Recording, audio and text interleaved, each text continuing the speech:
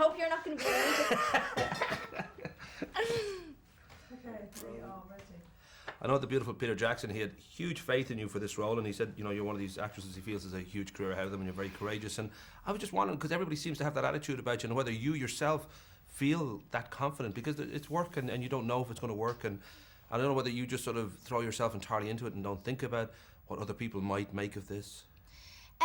No, I do think about what other people think of me and the film. I mean, I think it's important not to let it get in on you too much, because I want to focus on my job and my character and what I'm doing and the people that I'm working with. But I'm really pleased that Pete thinks that about me, because I really think an awful lot of him, and I think he's a great guy, and a brilliant, brilliant director. You're dealing with an almost heavenly creature, Suzie Salmon, who's for an actor, it's quite a difficult role, because you're going through a huge amount of emotions through this movie, and I don't know what for you, whether, you know, given that it's a very huge, big selling book, it's a very noted director, it's a big budget, whether kind of finding Susie was quite easy, because I would imagine there's an awful lot of emotional stuff to deal with, and I don't know whether you get lost in that or. There's some characters that you get straight away, and then there's other ones that you sort of have to discover as you go along. And I think Susie was one of those characters. I didn't really know what I was going to do with her at first. I mean, I had the direction of Pete, and I had discussed with him and Fran and Philippa what we were going to do, but as an actor myself, I kind of had to go on that journey with her in order to get to that place where she needed to be. And also she changes through the movie, so you need to sort of keep up with that as well. But I kind of liked that. I was just, I suppose, unknown to the whole thing at first, and then I got more knowledgeable about her as I went along.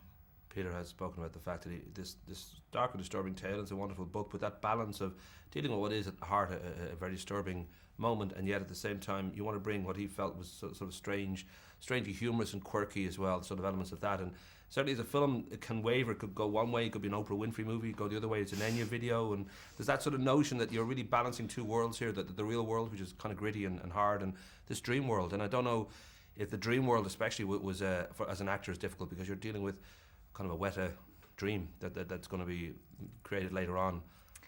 Yeah, it was interesting. I mean, it certainly helped that we did it in pretty much chronological order. We went to Pennsylvania first and did most of the on-earth scenes, and then we went to New Zealand and did pretty much all of heaven there. So that certainly helped, and you know, I didn't know what to expect visually from heaven when I was making it. I had seen artwork and Pete had talked to me about what was going on around me, but I wasn't quite sure how it was going to turn out. But it really is stunning. It's so beautiful. And I think Pete and Weta and everyone involved in special effects and visual effects did an amazing job, and really captured Susie's afterlife, you know. You know that heaven's pretty much like Wicklow when it's really sunny. Just so exactly. Just for research I'm near purposes. Wicklow, by the way. There you go. I'm in County Carlow. There you go. I was always thinking with your father, Paul, you went to a lot of sets with him when your father was going to Veronica Guerin and you know, Devil's Own and all that, and that would have obviously kind of given you an understanding and probably the love for this. I'm just wondering from his point of view, I don't know whether he gets a little bit upset at the fact that his 15-year-old daughter has an outrageously glittering career, much more glittering than his. I don't know if he grounds you or whether he maybe makes you clean your room a lot more than you need to, or how does he react? No, he doesn't do that at all. Dad, well, I mean, first of all, Dad is a father before an actor, and he and my mum have been so supportive and so loving through this whole thing, especially in the past few years when it's gotten really crazy. And you know, he doesn't do anything like that. He's so great, and he gives me advice, and he's always there for me whenever I need him. And I don't really know what I'd do without him, because he is an actor himself. It helps that he's been around a little bit, you know. I've got to wrap up now, but I heard earlier that you're having some growing pains today, and obviously at this Yeah. age you're going to be growing probably every day. But on the other side, the sort of spiritual and sort of psychological growth that you've had to possibly go through, given that you have this profile. The Los Angeles Times have predicted that you'll get an Oscar for this. You've got the Oscar nomination for Atonement. You've got The Way Back coming up with Peter Weir and Colin Firth and Colin Farrell. And just that side of it, just that, I don't know whether that is quite easy to sort of accept that person that they're all writing about and raving about, that's me, or whether, I don't know whether it is kind of difficult to address sometimes. It's very strange. I sort of don't feel like it's me that they're talking about.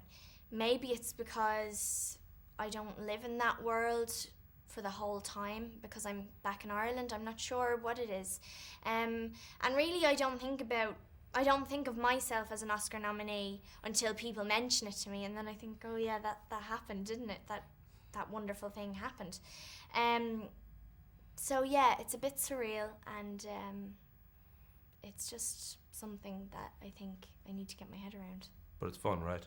It's lots of fun. Rock and roll. I gotta Rock and roll. Lovely to talk to Nice you.